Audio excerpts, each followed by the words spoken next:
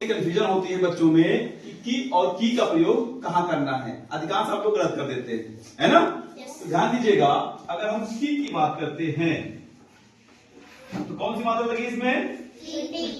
की लगी है ना।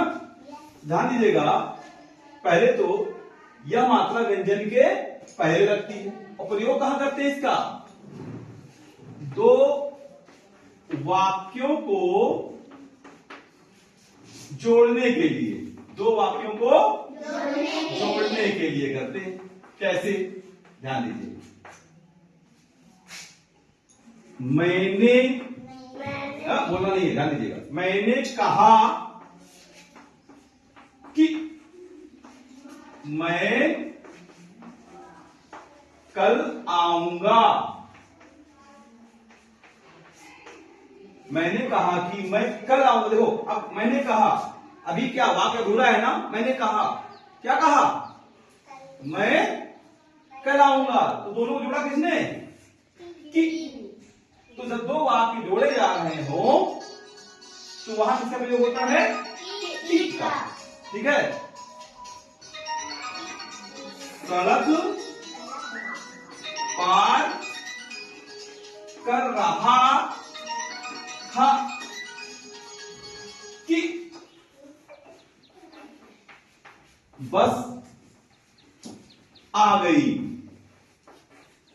देखिए, सड़क पार कर रहा था, अधूरा लग रहा है ना।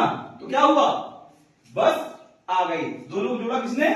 की ने। तो दो वाक्यों को जोड़ने के लिए किसका प्रयोग होता है? की का। ठीक है। अब आते हैं की पे। किस पे आते हैं? की पे। देख रहे हैं किसका स्वर है? ये ई का है। किसका स्वर है? ई का है। ध्यान दीजिएगा, इसका प्रयोग अधिकार या संबंध बताने के लिए किया था। किसका? अधिकार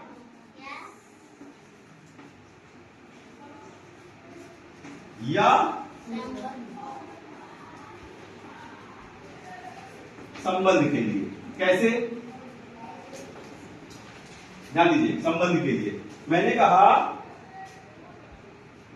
यह गाय मोहन की है। तो गाय किसकी है? मोहन की है। किसका अधिकार है गाय पे? मोहन का, है ना। तो गाय पे मोहन का अधिकार बताया जा रहा है, अधिकार या उसे संबंध बताया जा रहा है। तो क्या जोड़ा गया? की के साथ, है ना। यह गाय मोहन की है। और ध्यान देने वाली बात एक और है, इसका प्रयोग संज्ञा के बाद भी होता है।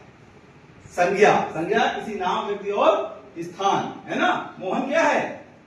संज्ञा है। मोहन क्या है? संज्ञा। हाँ। यह राहुल की साइकिल है। तो साइकिल का संबंध किससे है? राहुल से। तो किससे जोड़ रहे हैं हम? की से। तो मैंने वही कहा आपको कि संबंध या अधिकार बताने के लिए की का प्रयोग होता है। ठीक है। और अधिकार ये संज्ञा के बाद लगता है। ठीक है। बात समझ में आई? आपको कंफ्यूजन नहीं होगी। चलिए।